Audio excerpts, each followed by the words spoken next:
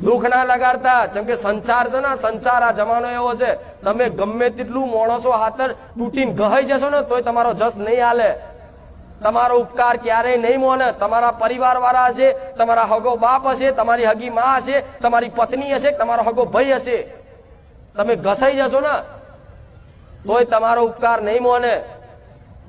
એક નોની અમથી કામ હારા કર્યા ને એક અમથી ભૂલ થઈ જાય ને તમને તરછોડી દેશે. આ સંસાર આવો છે, માયા એવી છે ભગવાનની. તો આ બધામાં છે ને પડવાની જરૂર નહીં. તમારે છે ને ખાલી તમારા કર્તવ્યનું પાલન કરો. આજ જેમ મારો દીકરો છે, તમારા દીકરો કેવું કર્તવ્યનું પાલન કરે છે કે એના અહીં બેહવાનું અને બેહીને મને માતા સ્મરણ કરી અને મને માતાને બોલાવવાની અને લાખો ભક્તો વચ્ચે મારા પ્રવચન કરવાના અને બે હારી વાતો કરી અને મારો દીકરો અહીંથી જાય ને એટલે બીજે દાડ ભૂલી જાય કે હું ગાદીપતિ છું. એનું જે કામ કરતો ને એ રોજનું કામે લાગી જાય.